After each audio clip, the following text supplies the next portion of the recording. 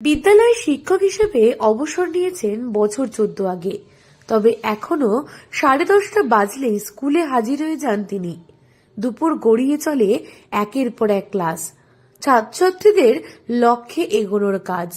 তবে এর জন্য আলাদা কোনো পারিশ্রমিক পান না তিনি।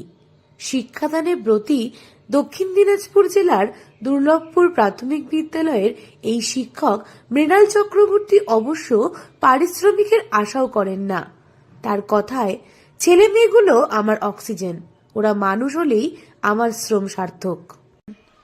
আমি 2010-এ অবসর নিয়েছি। উদ্যোগটা নিলাম যে ওই যে একদম সেই বীজটা এই মাটিতে পোঁতার পর থেকে সেই চারাটা যে এত বড় হলো আজকে, সেই চারাটাকে এই ভুলে যেতে, তার যে ফল দিচ্ছে, ফুল দিচ্ছে, এইটাকে আমি ভুলতে পারছি না। এটা আমার রক্তের সঙ্গে যেন মিশে আছে। তো যার জন্যে মাঝে মধ্যেই আমার মনে হয় সপ্তাহে অন্তত 2-3 দিন আসলে আমার একটু ভালো লাগে। আমার না আসলেই মনে হয় যে অক্সিজেনটা কম পড়ে যাচ্ছে।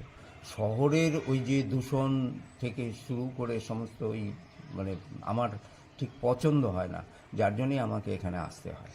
দীর্ঘ বছর ধরে শিক্ষার আলো পৌঁছে দিতে গ্রামের স্কুলে কাজ করছেন বালুরঘাটের বিশিষ্ট কবি সাহিত্যিক মৃণাল চক্রবর্তী। অবসর নিয়েছেন অনেক দিন, কিন্তু 75 বছর বয়স পেরোলেও এখনো নিয়মিত স্কুলে গিয়ে শিশুদের পড়ান মৃণাল বাবু। একসময় নিজে হাতে গ্রামেই পৈতৃক জমিতে স্কুল প্রতিষ্ঠা করেছিলেন।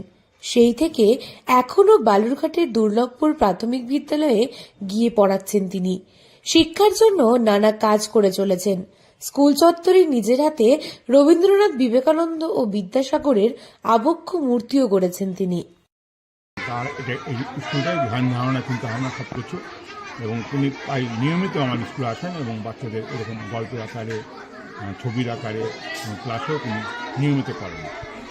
এই ধরনের আমার শুধু ওই পড়াশোনা বইয়ের মধ্যে সীমাবদ্ধ না রেখে আমি চাই বাচ্চাদের আরও চারিদিকে দিক দিগন্ত যেন ছড়িয়ে যায়। হ্যাঁ, ওই জন্য আমরা বিভিন্ন ছবির আকারে, বিভিন্ন গল্পের আকারে, বিভিন্ন আমাদের স্কুলে বিভিন্ন প্রিন্টিংয়ের মাধ্যমে তাদেরকে বোঝানোর চেষ্টা করি।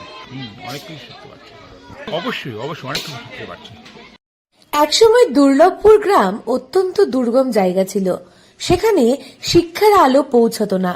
ফলে গ্রামে শিক্ষার অন্ধকার দূর করতেই মৃণাল চক্রবর্তী সহ আরো 3 জন স্কুল প্রতিষ্ঠা করেন।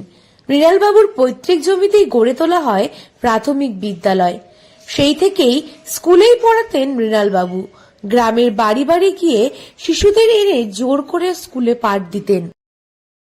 হ্যাঁ, আমার যেটা মনে হয়েছে যে না, বই তো থাকবেই, কিন্তু প্রথম যখন বাচ্চারা 5 বছরে যখন এই স্কুলে নিয়ে আসে মা বাবারা, তখন দেখি তারা কাঁদতো, স্কুলে আসতে চাইতো। আমার যেটা মনে হয়েছে তখন ওই ভাবতে ভাবতে যে এটা পড়াশোনার জায়গা নয়, এখানে খেলতে আসবে ওরা। খেলতে খেলতে কখন পড়াশোনার মধ্যে ঢুকবে, এখানে শিক্ষকরা সেই ব্যবস্থাটা করবে এবং চারদিকে সেই পরিবেশটাই তৈরি করবার জন্যে আমি একটা চেষ্টা করেছিলাম। বর্তমান যে প্রধান শিক্ষক আছেন তিনিও সেইটাকে ধরে রাখবার চেষ্টা করেছেন। এমনকি স্কুলের ক্লাসরুমের দেওয়ালে শিক্ষার্থীদের সুবিধার্থে কোনো ক্লাসে স্বরচিহ্ন, আবার কোনো ক্লাসে বিবর্তনের চিত্র, এমনকি ছড়া লিখে একেবারে শিশুদের উপযোগী করে তুলেছেন। স্কুলে ভয়ের পরিবেশ কাটাতে স্কুলের প্রাচীরের দেওয়ালে, ক্লাসরুমের দেওয়ালে নানা রঙের ছবি আঁকেন। ছড়া সহ পঠন পাঠনের নানা ছবি নিজে হাতে আঁকেন। 2010 সালে অবসর নেওয়ার পরেও একইভাবে শিক্ষাদান করে যাচ্ছেন তিনি। বিশেষ রূপ দিয়েছেন স্কুলকে। স্কুল না, যেন এটি একটি শিশু উদ্যান। আমাদের স্কুলের যিনি মাস্টারমশাই ছিলেন, বর্তমানে তিনি প্রাক্তন হয়ে গেছেন, এই স্কুলেরই বাসিন্দা। এই স্কুলটা দুর্লভপুর প্রাথমিক স্কুল, এটা উনাদেরই দান করা জায়গা।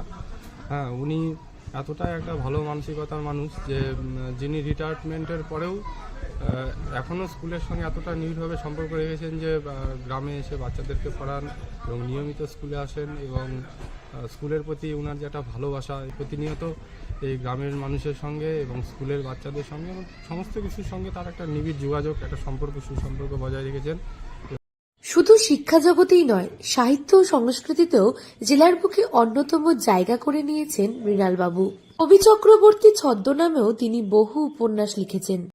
তার বেশিরভাগ লেখা মানুষকে নিয়ে, মানুষের প্রতি অন্যায় ও অবিচার নিয়ে এবং প্রতিবাদের। দক্ষিণ দিনাজপুর থেকে সুস্মিতা গোস্বামীর রিপোর্ট, লোকাল 18 বাংলা।